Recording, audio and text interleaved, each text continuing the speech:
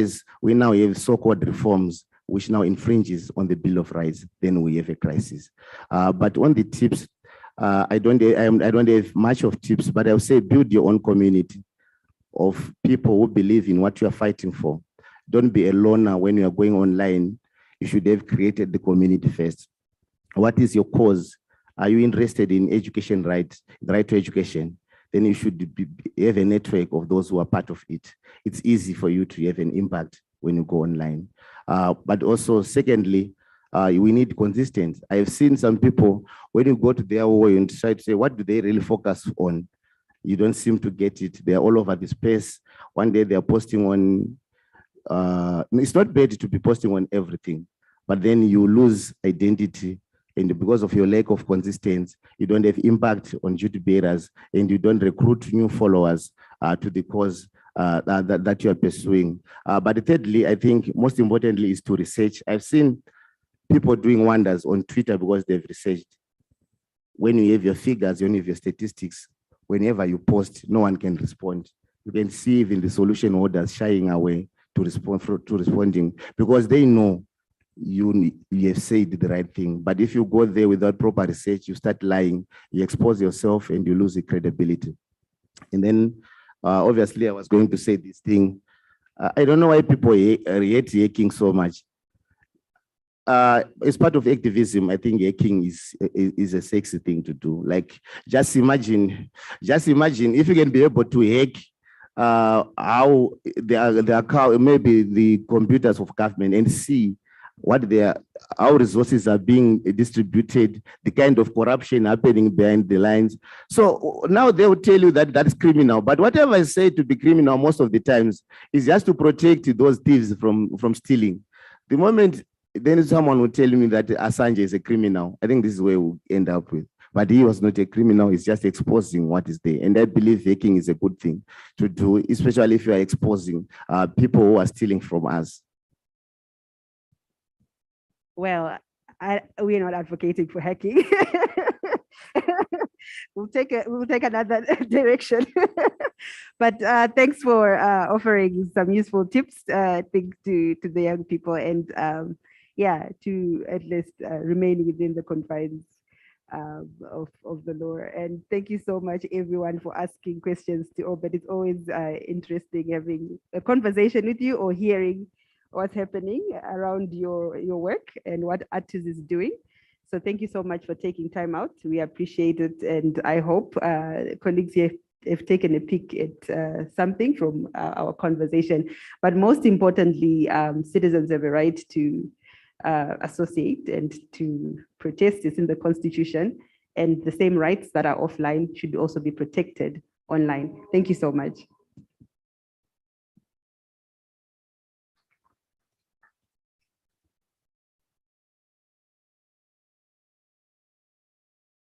All right, thank you for that a very, very enlightening and interesting session.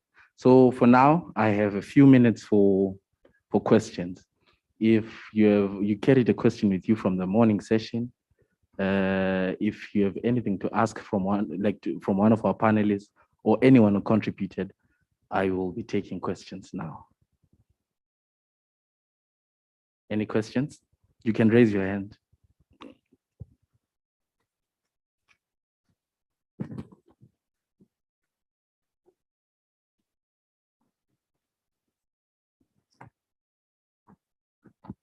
So as you're asking your question, please indicate who you're asking.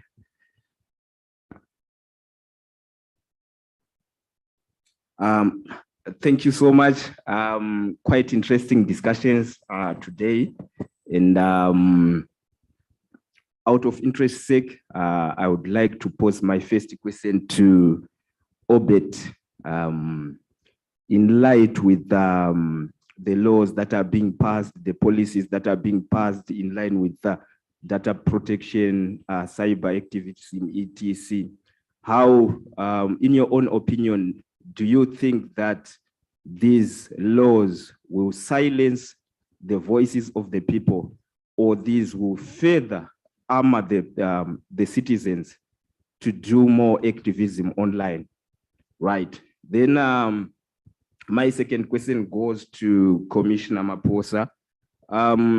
I remember you were talking about the dual economy that we're talking about in line with, as we were comparing the urban versus the rural in terms of internet and digital penetration. So I would also like to hear your sentiments or your recommendations in line on how we can further or we can bridge that gap to ensure that we do not continue having a dual economy or dual enclave. Right, then I'm not so sure who can respond to this one, but it's in line with the information centers that have been established throughout the country. How have these been effective? And do we have these also in rural areas? And how have they been benefiting the country? Thank you. All right, thank you for those questions. So to our panelists and speakers, please kindly note down the questions, and then once you answer, you just run through all the questions. Any other questions? Any questions? If there's no one with a question, I'll start asking questions. Any questions? Samantha? Okay, I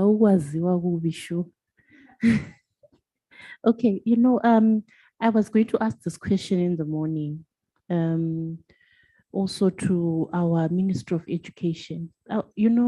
I've seen the trend that there are many organizations that wish to work in the schools. And it was worrying to me because statistically, 90% of children with disabilities are not in school. So I wanted to ask Kuti, what is the ministry doing to increase the enrollment of persons with disabilities? Also, there is a less assessment of these learners. So far, we're told that the assessment starts at grade 3. But I was wondering if this assessment is carrying on or children just go. We have seen even those where they fill in their forms for them, those examination sheets. They even come out with 0 units and so forth. But have they been assessed to check how they can be helped throughout the education system? So these also are children with disabilities who may be in the school, and because they've got invisible disabilities, they are not attended to like other children. There's also the review of the curriculum, this new curriculum that we have. I was also wondering of the roadmap that has been set and how people are going to be engaged. Also to check the stakeholders. For me, as a young person in Zimbabwe, to be honest, it has been so difficult for me to engage government. They think that dialogue is a waste of time, which is very sad because I don't think, I'll just give an example. I talked to one government official calling them to a dialogue in Mbare, and then they told me that, so my question is a citizen supposed to be building schools? What is the role of the government? And I'm seeing that there's a lot of things, ears that are being given to people with the money and people who are doing stuff like that, while the government is neglecting its role of engaging, meaningful engagement of the citizens. So this is worrying. Even if we check the government officials that come to these events, there are very few. And it becomes worrying because at what point do we engage you? But there is no forum that you give to people to meaningfully engage you. When you see them young, you see them maybe without the resources, maybe even the area. When you say come to Mbari, so we want the hotels, but the meaningful engagement kuma rural areas mnoenda kangani. So it becomes very worrying if you're just a young citizen who wants to make a difference in your country. Kana wakuzozvi Twitter, then it becomes another different thing. But you never wanted to engage with me. So this is worrying to me that government doesn't come to the people to engage. Thank you. All right, thank you for that very, very exhaustive question. So before I take your question, remember, as we're asking our questions, let's keep this at the back of our minds towards a digitally inclusive rights and respecting Zimbabwe. How do we include those that are not part of this conversation into accessing digital rights? How do we make sure that people living with disabilities are able to use ICT tools in the internet to enjoy their freedoms? How do we include young children in so-called marginalized communities in enjoying digital rights or using digital rights in education? How do we ensure that we have more females participating in internet spaces? So please keep these things at the back of your minds. And this is a question I would like to pose to everyone in this room. What is the way forward? How do we move forward? We've had your sentiments. Then now what we need to walk out of this room with is a way forward. How do we move forward?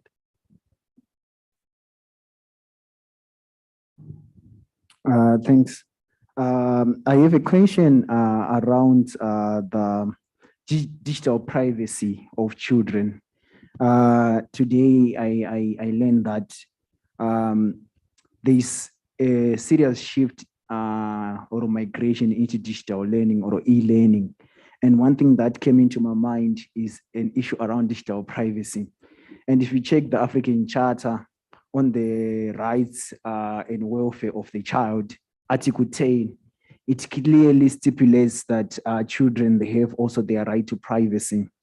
And in terms of facilitating the progressive realization of that privacy or that right, I would like to believe that if young children are minors, it then confers the burden of care to parents and guardians.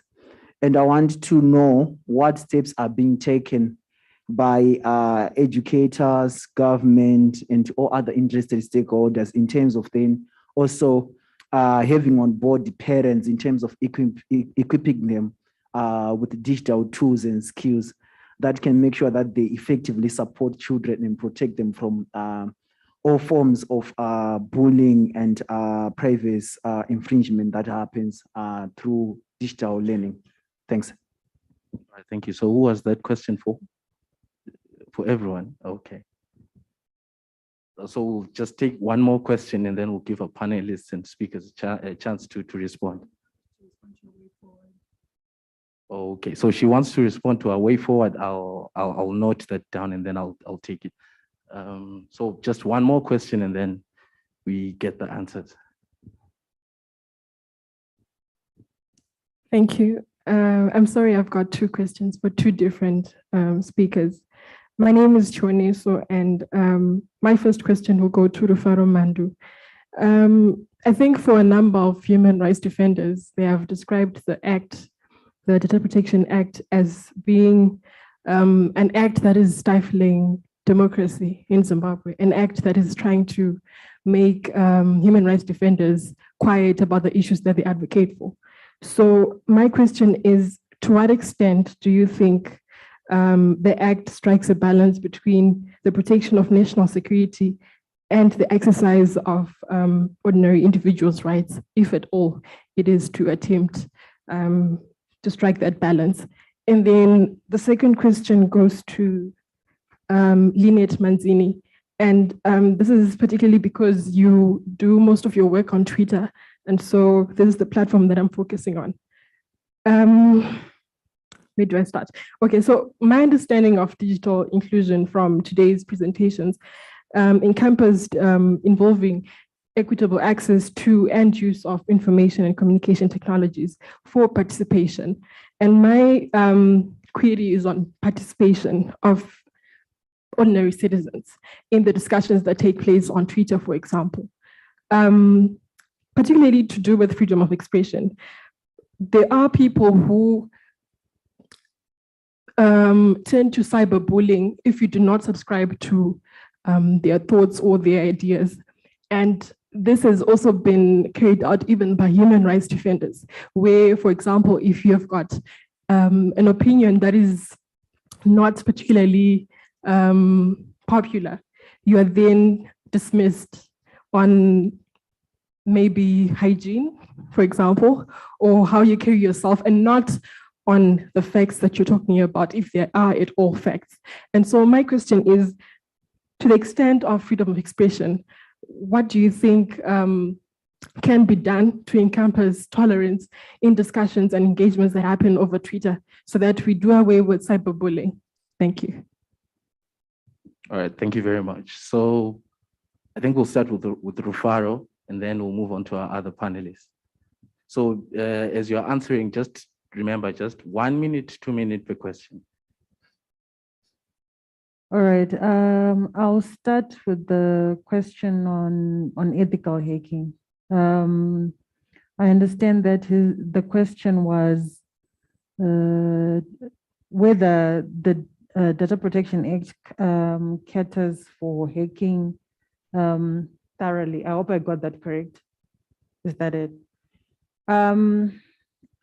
You know, the way it was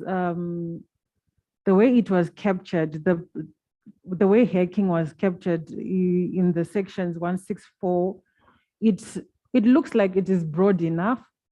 At the same time, it does not mention ethical hacking expressly. It only, when you look at the first section 164 itself, which talks about hacking, it just indicates that it has to be unlawful and intentionally done in such a way that it is avoiding seeking authority. So now with ethical hacking, it means that an ethical hacker has to seek authority now. So it all goes back to the interpretation of the laws.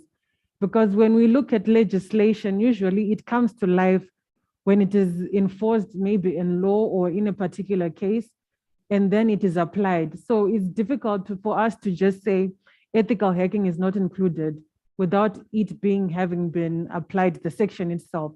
I hope I'm making sense. I hope you've been answered. Have you been answered?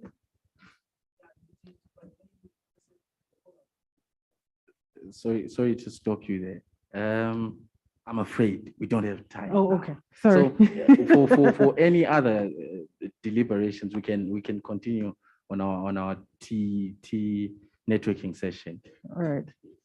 And then on the striking a balance between national security and individual rights, I think that the Data Protection Act also has to be read in conjunction with the Constitution.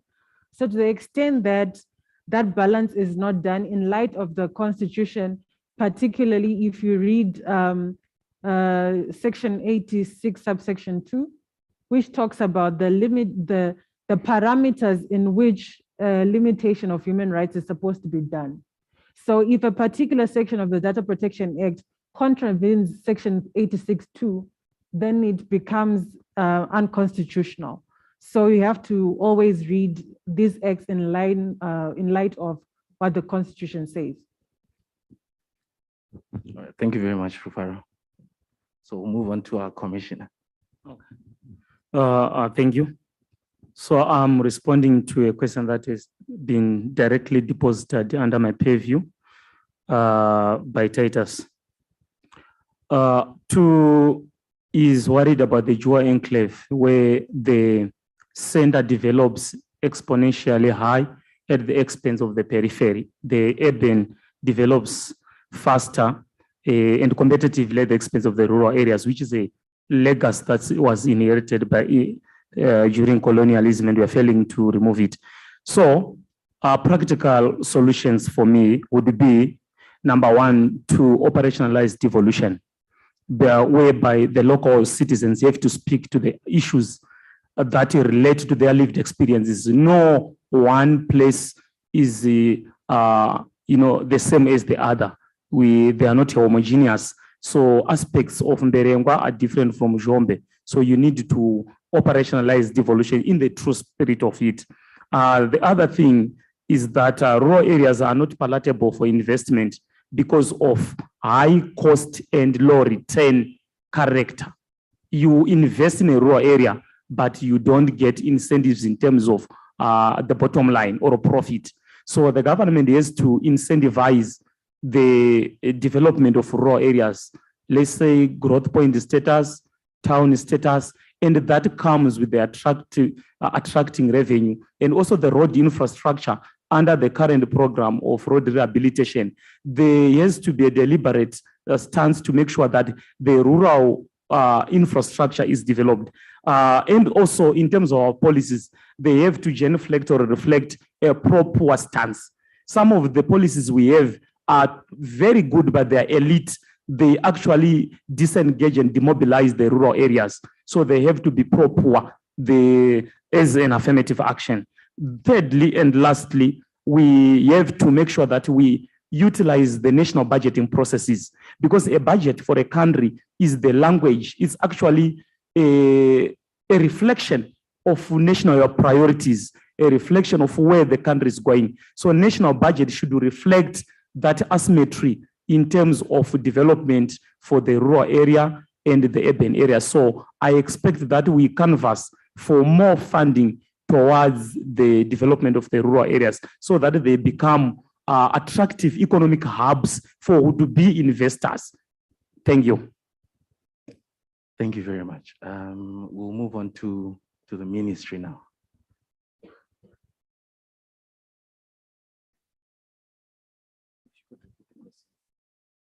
Okay. He's asking me to repeat the question. I remember Samantha had a question for the ministry. Samantha. My questions were, what are you doing to increase the enrollment of children with disabilities and their assessment? This would help also when we're talking about digital rights and the number of stakeholders that come to engage people in schools, and yet the children with disabilities are not in school. And also I asked the roadmap on the review of the curriculum. Is it out yet? How is the normal citizen going to come and engage you? Thank you. Thank you. The issue of inclusivity is very close to our heart as the Ministry of Primary and Secondary Education. And we do not intend to leave any learner behind.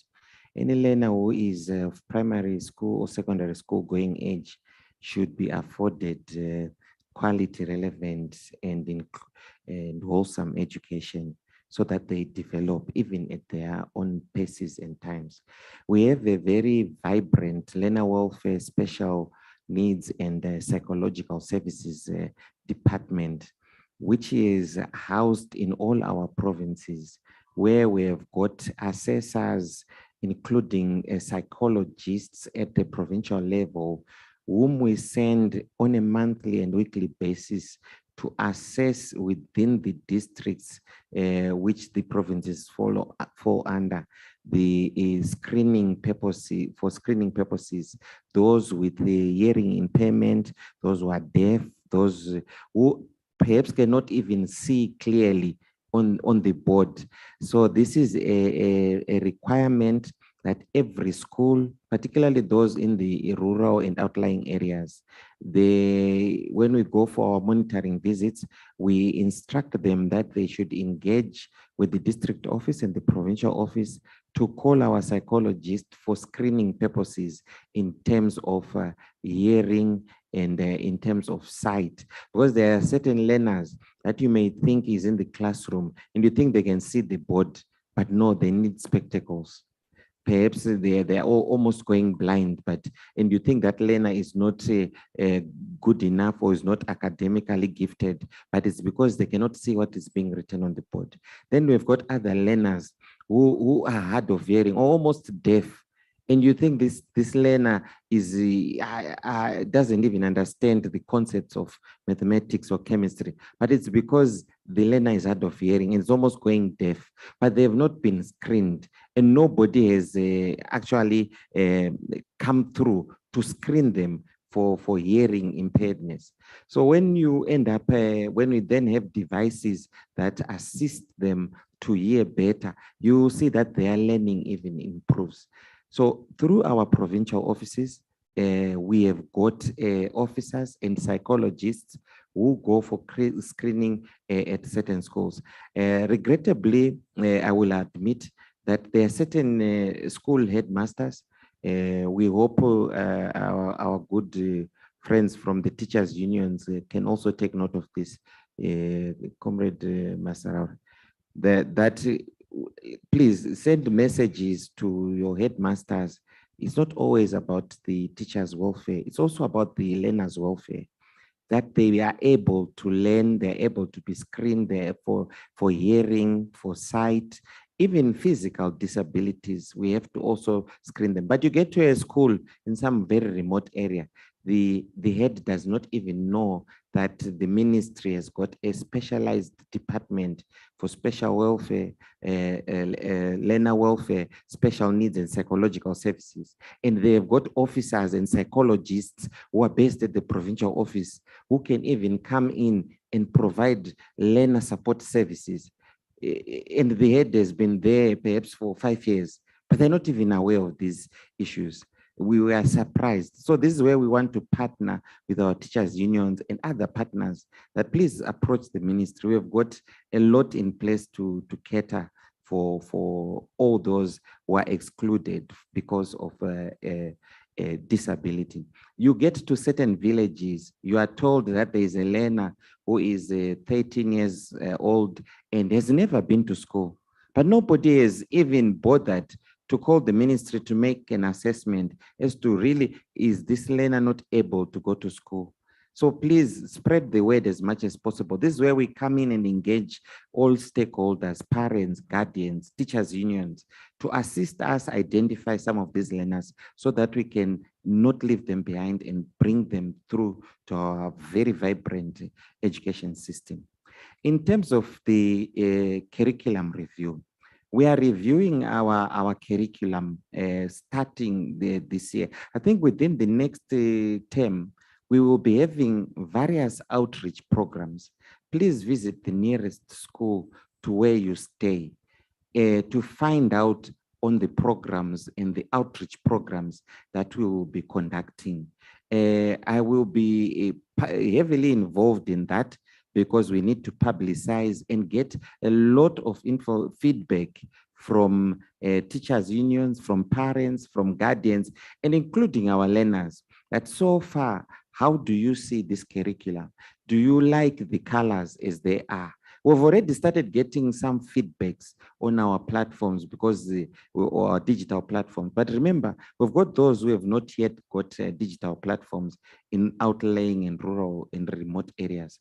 But those on digital platforms have even now been coming, saying, you see what, why can't you reduce the components of color? Why can't we do this? So this is the review that we're doing starting this year. So this whole year, starting next term, please approach the nearest school, give your ideas, they will reach our office, and when we have a review of the curriculum, we input all the feedback that you'll have given us. Thank you. All right, thank you very much. So the ministry insists that it's an open institution, and those who want to partner, please feel free to get his contact details. So I'll give the mic over to Obed. Thank you so much. I think on the issue of not leaving anyone behind, we can do better as a nation if we go the route of devolution, which Comrade Jasper spoke to. We tend to blame those who are on the ground, but we don't give them powers. So if our education management can also be devolved and allow those at different levels up to district levels to make significant decisions, they can be able to ensure that they manage our education better and ensure that everyone comes back to school or continues with education. A comrade raised the issue of silence, whether activists are going to be silenced by the new laws. I think those who activists are now used to it. Remember, we had POSA, which has mutated to MOPA. We have lived with these unconstitutional laws for a very long time, and people are now well versed on how to disregard them, because if a law is infringing on the Bill of Rights, we don't take cognizance of it. So those laws will not stop anyone from organizing or from protesting.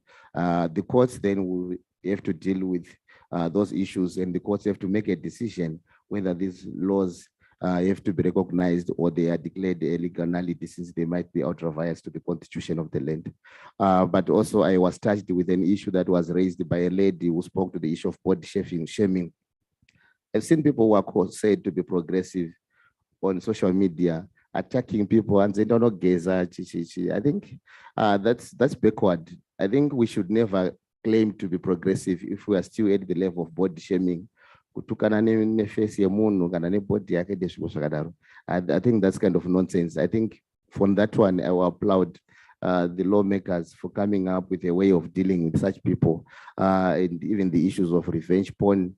You get a relationship, you get nasty, then the next thing you're posting these things. It's unnecessary. I think on that one, I will applaud the lawmakers for trying to protect our people, especially the women, because some of them have stopped participating in politics online because they're afraid that they'll be bullied around, which is very much unnecessary. It must be, an end should be put to that.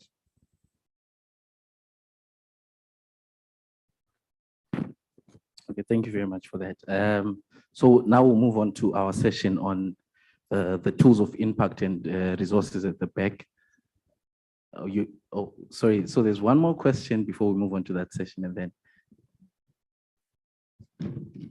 I was kind of happy that you had skipped me, but let me just do it. So thank you, Chioni. So I thought I was a moderator. I didn't know I was going to be a speaker today.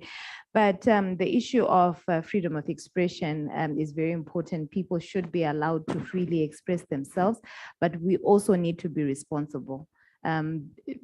Having freedom of expression shouldn't mean that you should be irresponsible with that right. Let's make sure that whatever it is that we're saying does not also infringe on the rights of the next person. But this is different from someone saying there's a lot of corruption in government. I mean, for instance, if it's the fourth estate, that's our role. If we don't raise these issues, then how are we going to discuss them? I hold those Twitter spaces because we want to bring that conversation to include the people to talk about these issues. So imagine if there's a law to, to arrest everybody who says there's corruption. But the only way we can fix this is by talking about it. So you then said that what do we do in regards to tolerance? I think, like I said, it's our responsibility to be the safety that you want for yourself when you are online. You should also make sure that you create such an environment for the next person. Sometimes when people don't understand or agree with what you're saying, they are quick to to body shame you. They are quick to insult you. I think from now on, every one of us, if you don't agree with someone, why not ask further, probe and ask, why are you saying this? Why have you reached this particular conclusion, rather than saying go and bath and all that? I know of the story that you're referring to, and like what Obed said, people now are afraid to speak for themselves. I know some women were actually discussing it in a group but couldn't go and support this individual online because of the violence that is there. So we need to be very responsible about what we're doing, and also we need to know that your opinion is not the only opinion. Just because you think you're right doesn't mean that everybody thinks the same way as you. They have a different opinion, and let's respect that, because we cannot say let's allow people to freely express themselves and then when they do, you body shame them.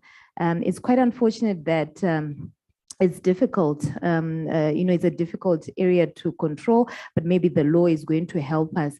But one final thing I think for me is the opinion leaders. There are certain people, for instance, from political parties, they come attack certain people online. I've been attacked by people from different political parties for doing my job. I think that the leaders in those parties should rein in on their supporters and say, this is not right. This is not what we're about, unless that is what they're about. Because we know that there are some that are deployed on social media to actually attack. And we certainly hope that the law, will get to these particular individuals. But it's always good for us to regulate ourselves. What's so hard about saying what I wish, the safety I wish for myself, let me ensure that the next person gets it, because you don't know what the next person is dealing with. All right, thank you very much. So I'll give this opportunity to Bulanda to take us through the resources at the back.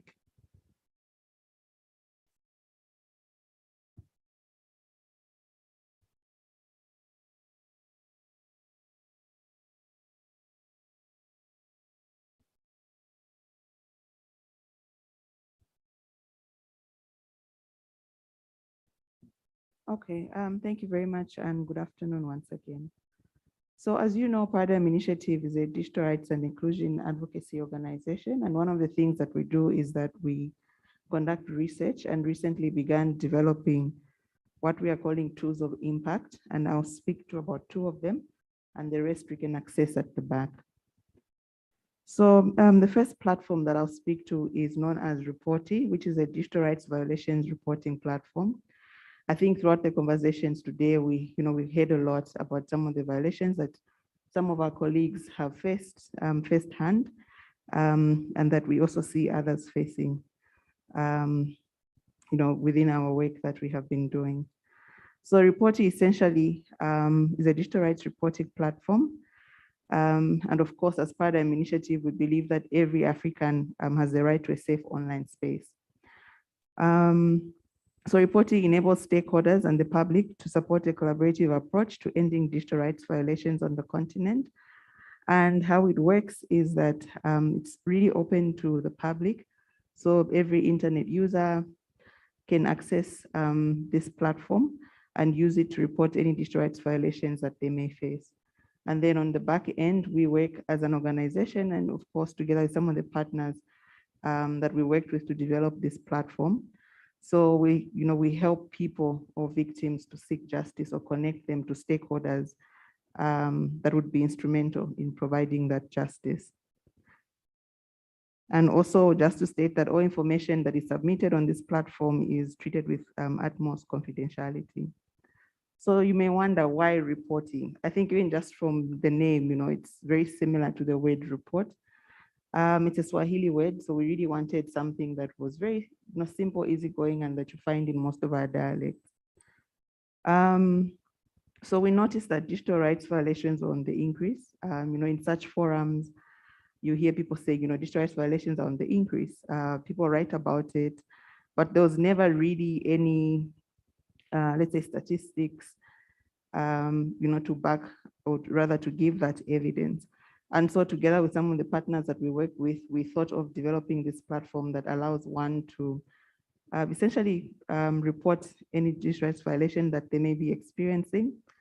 So it enables us to document these cases that are being reported, which is very good in terms of having evidence for advocacy, even engaging with policymakers. At least you don't go with assumptions, but actual data. So it's really a platform that we envision will bring together a community of defenders who can lean on each other's strengths and resources to address digital rights violations. And we also hope that it can educate more people about what constitutes a digital rights violation. What sort of violations are we talking about? Various really, so issues of cyberbullying. I had conversations around, cyberbullying, online gender-based violence, illegal access to user information, internet shutdowns, and many others. So you can access Reporti on www.reporti.africa. So please, if you can access it, play around with the platform, see how it works and give us feedback. We will share some links. And the great news is that there are opportunities to partner with us in terms of how we grow this platform and manage it. Like I mentioned, yes, we may have developed the platform, but we really see it becoming very pan-African and everyone having a stake in it. So within the platform and how we manage it, we have 2 committees. So we have the steering committee who really just provide leadership into how this platform will evolve in the long run. And of course, we have the case resolutions committee who handle the day-to-day violations and provide the redress. So if you see yourself or your organization fitting into any of these committees, please do reach out. We will share the link and the form where you can sign up.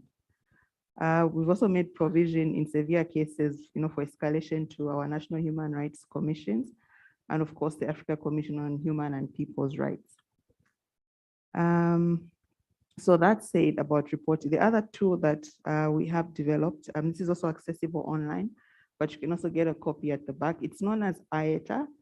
So essentially, this is a digital rights, or rather digital security toolkit. We've been speaking about violations, and we all know about some of the vulnerabilities that we find online. So it's really from A to Z, from the basics of how do you stay safe online, even as you utilize digital devices, simple things like how do you create a strong password? These are things that people need. Yes, those of us in this room may be very enlightened, but think about someone today in the rural area who is just getting a smartphone for the first time. We see a lot of online financial fraud. I'm sure it's probably the same here also with mobile money and all that. So it's a living document. We're committed to evolving it. I encourage you to go through it. Like I said, it's the A to Z of how do you stay safe online, from the very basics to even more complicated issues.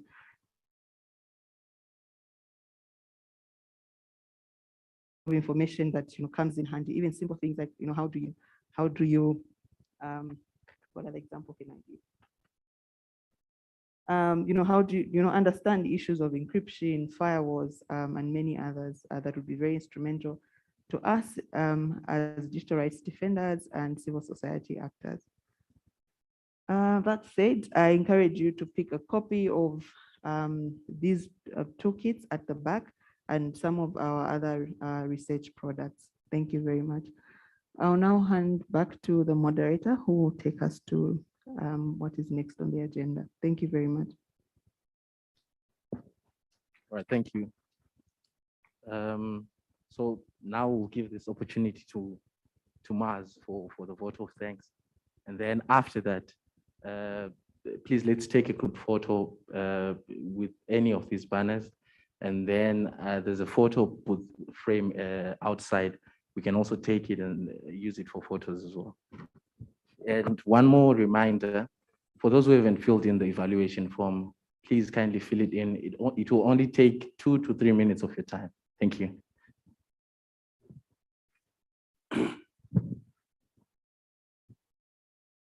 All right. Thanks, Nkosi, and thanks to the previous panel that steered the discussion. I think we deserve to give a round of applause, isn't it?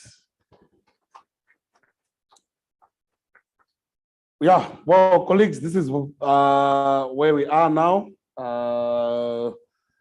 The task is now prudent on all of us in our various roles.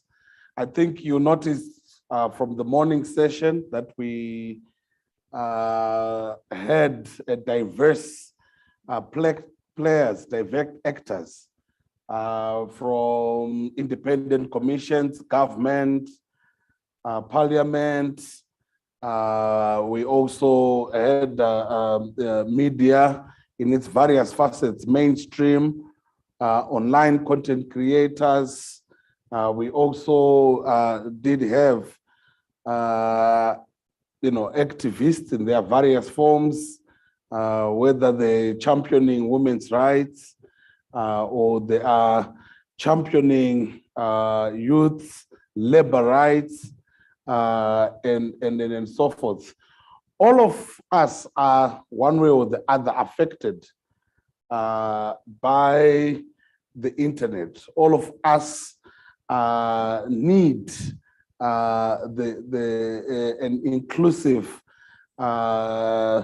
platform. All of us need the internet for it to be a lifeblood, not only of our democracy, but it's tied to the right to life itself.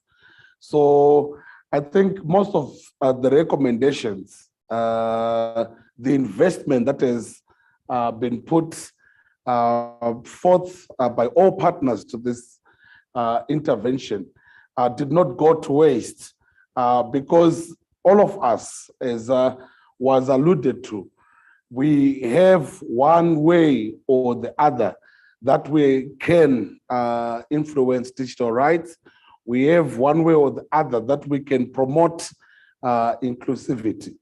So this is to thank you, all the organizers. I think, Tobekile, Blanda, you deserve a round of applause. They were at the forefront of steering the program. The colleagues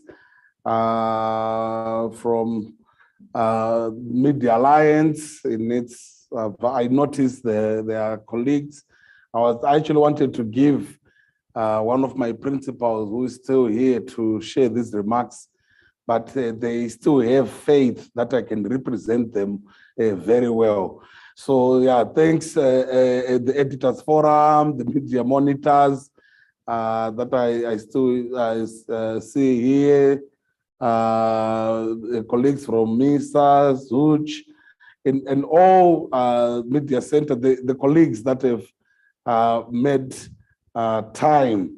And I'll conclude my vote of thanks by just saying no step is too small, and no stride is insignificant.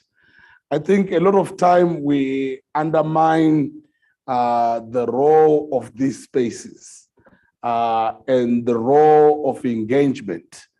But in all intents and purposes, we are shaping the public sphere. We are dictating and being futuristic in defining our own future. So the conversation here does affect someone in Murewa. I choose Murewa because that's where I come from. But it's also an area in which the internet, the 3 A's of whether access or it being affordable and it being available, where you even take the conversation further to the Internet of Things and to the quality of access itself. So the investment that you have made coming here certainly does not go in vain, because ultimately in your various space, whether it's media, whether it's civic society, whether it's parliament, whether it's a government, whatever role you may play, what has come out of this particular intervention should help shape that we have an inclusive digital internet sphere. It should help that we do have those freedoms online. And indeed, we also have those freedom offline. So colleagues, feel very much appreciated. The way forward has been outlined. And also you're welcome to continue with the conversations. Let them not end here. Let's find ways that we can still connect and interact. So with these remarks, I will hand over back to the moderator, who also deserves a round of applause. And to all of us, thank you very much.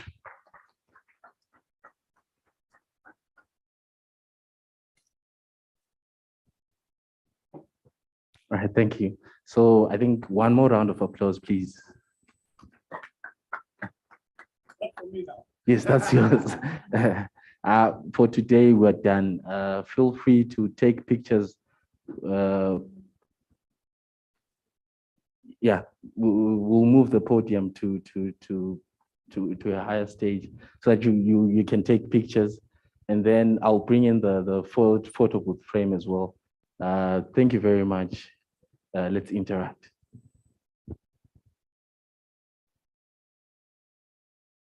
One more thing, housekeeping issues. So for all our housekeeping issues, please see Tobehile.